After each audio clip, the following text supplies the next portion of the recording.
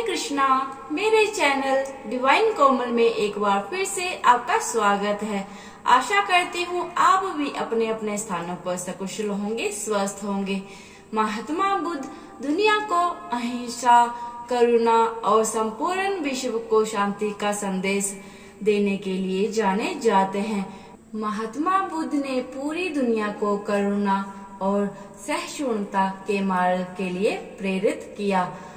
गौतम बुद्ध का कहना था कि हर पुरुष की 4 पत्नियां होनी चाहिए। इसके पीछे एक दिलचस्प कहानी है।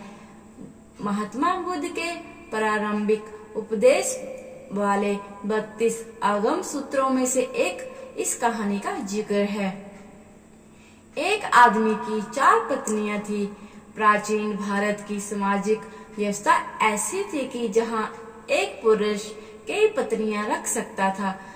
समय बीतने पर वो व्यक्ति बीमार पड़ गया और उसे अपनी मौत करीब दिखने लगी।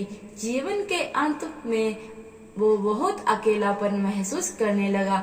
उसने अपनी पहली पत्नी को बुलाया और उसे अपने साथ दूसरी दुनिया में चलने के लिए कहा। मैंने जीवन भर तुम्हें प्यार किया है और तुम्हारा ख्याल रखा है। क्या तुम मेरे साथ चलोगी जहां मैं मृत्यु के बाद जाऊंगा? उसे उम्मीद थी उसकी पत्नी उसके साथ चलेगी, लेकिन पहली पत्नी ने जवाब दिया, मुझे पता है आप मुझे हमेशा प्यार करते थे और अब आपका अंत समय निकट आ गया है।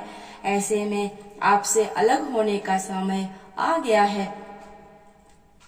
उस आदमी को ये सुनकर बहुत दुख हुआ। इसके बाद बीमार पुरुष ने अपनी दूसरी पत्नी को बिस्तर के पास बुलाया और मौत के बाद के सफर पर साथ चलने की विनती की। उसने कहा, मेरी प्यारी दूसरी पत्नी, तुम जानती हो कि मैंने तुम्हें कितना प्यार किया है। कभी कभी मुझे डर लगता था कि तुम मुझे छोड़ दोगी, लेकिन मैंने तुम्हें दृढ़ता से थामे रखा। मेरी प्रियो, मेरे साथ दूसरे सफर पर चलो। दूसरी पत्नी ने जवाब दिया, प्रिय पति, आपकी पहली पत्नी ने आपकी मृत्यु के बाद आपका साथ देने से इनकार कर दिया, तो फिर भला मैं आपके साथ कैसे जा सकती हूँ? आपने मुझे केवल अपने स्वार्थ के लिए प्यार किया है। मृत्यु शैया पर लेटे हुए पुरुष ने अपनी तीसरी पत्नी को बुलाया और उसे भी अपने साथ चलने को कहा। तीसरी पत्नी ने आंखों में आंसू भरकर उत्तर दिया, मेरे प्रियो, मुझे आप पर दया आ रही है और अपने लिए दुख हो रहा है, इसीलिए मैं अंतिम संस्कार तक आपके साथ रहूंगी। इस तरह तीसरी पत्नी ने भी उसके साथ चलने से इनकार कर दिया। जब तीनों पत्नियों ने उसकी मृत्यु के बाद उसका अनुसरण करने से इनकार कर दिया, तब उसे याद आई कि उसकी एक और पत्नी है, उसकी चौथी पत्नी, जिसकी उसने ज्यादा परवाह नहीं की थी। चौथी पत्नी के साथ उसने हमेशा एक दासी की तरह व्यवहार किया था और हमेशा उसे दुत्कारा था। पुरुष ने सोचा कि अगर वह अब उससे अंतिम सफर पर साथ चलने को कहता है तो वह निश्चित रूप से मना कर देगी। हालांकि वो इतना ज्यादा डरा हुआ था कि अकेलापन महसूस कर रहा था। उसने अपनी चौथी पत्नी से भी दूसरी दुनिया में साथ चलने की गुजारिश की। चौथी पत्नी ने अपने पति के अनुरोध को तुरंत स्वीकार कर लिया। पति के अनुरोध करने पर चौथी पत्नी ने कहा, मेरे प्यारे पति, मैं तुम्हारे साथ जाऊंगी। कुछ भी हो, मैं हमेशा आपके साथ रहने के लिए दृढ़ संकल्पित हूँ। मैं आपसे कभी अलग नहीं हो सकती। ये कहानी एक आदमी और उसकी 4 पत्नियों की। इन 4 पत्नियों का क्या मतलब है?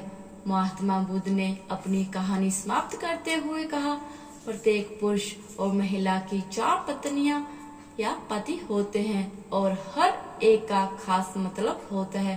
पहली पत्नी या साथी हमारा शरीर होता है, जिसे हम दिन रात प्यार करते हैं।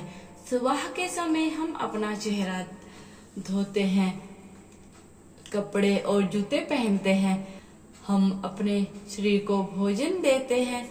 हम पहली पत्नी की तरह अपने शरीर का ख्याल रखते हैं, लेकिन दुर्भाग्य से जीवन के अंत में शरीर यानी पहली पत्नी हमें अगली दुनिया में नहीं ले जा सकती। महात्मा बुद्ध ने कहा, जब अंतिम सांस हमारे शरीर को छोड़ती है तो चेहरे का रंग बदल जाता है और हम अपने उज्जवल जीवन को खोने लगते हैं।